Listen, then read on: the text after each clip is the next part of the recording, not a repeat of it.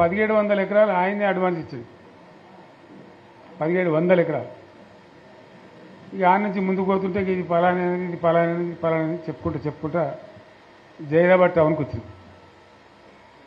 వచ్చిన తర్వాత కొంచెం మన ఇప్పుడు అది మొగడంపల్లి మండలం అయిందేమో, ఆడి దిక్కు తీసుకొని పోయింది కొంత దూరం. అప్పుడు జైరాబాద్ మండలం ఉండేది. తీసుకొని పోయి చూపించింది ఇవన్నీ పలాంది పలాంది. అలా ఒక్కంది కూడా మన తెలంగాణ పేర్లేదు, అన్ని ఆంధ్రలో పేర్లేదు. సరే ఇంకేం చూపెడుతున్నాను అడిగింది.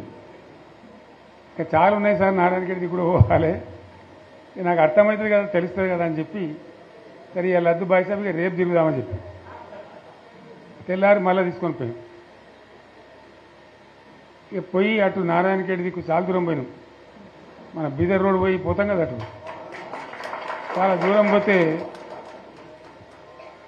ఇప్పుడు ఈయనది ఒక 60 ఎకరాలన్నది నన్ను దొరకపోయినది అలా చెరుకు పెడుతున్నారు.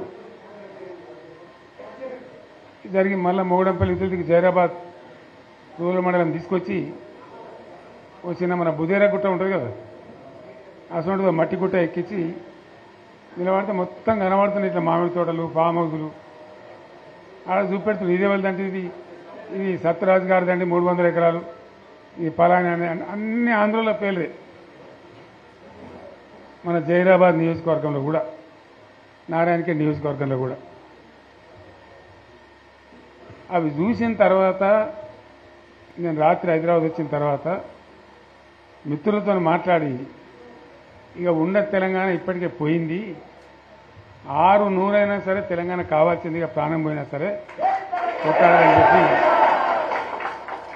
జైరాబాద్ నారాయణఖేడ్ చూసి వచ్చిన తర్వాతనే ఇంకింత బలమైన నిర్ణయం తీసుకొని మొండిగా పోరాటానికి పోయినాం. ఇంకో విషయం కూడా మీకు నేను చెప్పాలి. అయితే ఇతరులు వచ్చి తెలంగాణ భూములు ఆక్రమించడానికి, తెలంగాణ ఉద్యోగాలు కొట్టేయడానికి, తెలంగాణ నీళ్లు మలుపుకొని పోవడానికి ఎవరు కారణం దీనికి? దయచేసి బాగా ఆలోచన చేయాలి. నేను చెప్పేది వట్టి ముచ్చట కాదు, మీరు వచ్చిన వాళ్ళు కూడా వట్టి వాళ్ళు కాదు. ఎందుకు జరిగింది 60 ఏళ్ళు తెలంగాణతోని? ఈ పరాశకాలు ఎవరు, ఆజ్ఞుడు ఎవడు, దీని కారకులు ఎవరు? ఇది చాలా ముఖ్యమైన విషయం. దయచేసి నేను చెప్పేది వినాలి. మీరు వెళ్ళిన తర్వాత మేమీ గ్రామాలలో చర్చ కూడా పెట్టాలని నేను కోరుతున్నాను. తెలంగాణ ఆగమైపోవద్దు కదా, నబటోని ముందర జారిపడద్దు కదా, మనకు కూడా చీము నెత్తురు పౌరుషం ఉండాలి కదా. ఏం జరిగింది? ఎవడు దీన్ని నాశనం పట్టించినాడు? ఎవడు? కాదు మన తెలంగాణ వాళ్ళే. సింపుల్ ముచ్చట కదా. దోపిడీ చేద్దామని వచ్చేటోడు ఎప్పుడు దోపిడీదారుడే, కానీ వాడిని సర్దిగట్టినాడు ఎవడు? నేను ఉద్యమంలో చెప్పే కదా, కత్తి ఆంధ్ర ఉందే కానీ పొడిచేటోడు తెలంగాణ వాడే. వాస్తవం చెప్తున్నాను మీకు. ఆ రోజు కూడా అదే కథ. తెలంగాణలో గట్టిగా ఉంటే ఆనాడున్న కాంగ్రెస్ నాయకులు సమస్య లేదు మాది మేము ఉంటామంటే ఎందుకు కలుపుతుంది ఆంధ్రతోని? ఏమక్కడ ఏర్పడుతుండే? మనోళ్ళ యొక్క తెలివి తక్కువతనము, బలహీనతనే మనల్ని జబర్దస్తి వంచబోయి ఆంధ్రలో కలిపించు. ఆ గోస 60 ఏళ్ళు అనుభవించినాం మనం. ఏం గోస అది నాకు అర్థం కాదు. లేక కాదు కదా. కరెంటుకి ఏం గోస పడ్డాం? ఏం పరాస్కలాడు మనతోని? ఒకడు బట్టలు ఆరేయాలంటాడు, ఇంకోటి అంటాడు. జోకులు మన మీద. ఆ ట్రాన్స్ఫార్మర్లు కాలిపోవడు, మనం లంచాలు ఇచ్చుడు. ఒకసారి యాడ్ చేసుకుంటే ఇప్పుడు మళ్ళీ కళ్ళకి నీళ్ళు వస్తాయి. ఎందుకు పడ్డాం అంత బాధ, అంత అవస్థ? ఆనాడు నేను వచ్చి తిరిగిన బాగా, కానీ నేను ఒక మంత్రిని మాత్రం నేను చేయగలిగేది తక్కువ. ఉన్నంతలో తిరిగిన మా బడంగపేట చెరువు కానీ, ఏడాకులపల్లి చెరువు కానీ, గొడిగాడిపల్లి చెరువు కానీ కొన్ని పనులేదో చేయగలిగినాం అప్పుడు చేసినంతలో. కానీ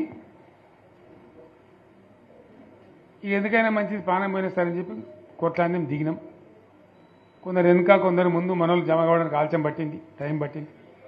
కానీ తెలంగాణ తెచ్చుకున్నాం. ఒక 20-25 ఏళ్ళు గోసపడ్డ కరెంటు. 25 ఏళ్ళు కదా.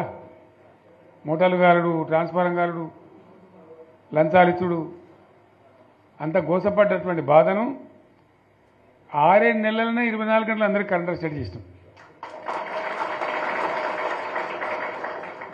మరి కాంగ్రెస్ వాళ్ళు చాలా పెద్ద సిపాయిలైన ఇది ఒకరిని మించిన వాడు ఓడుండే. మరి వాళ్ళు ఎందుకు చేయలేకపోయింది 25 ఏళ్లలో? మన తెలంగాణ వచ్చినాక మరి మనం ఎట్లా చేసుకున్నాం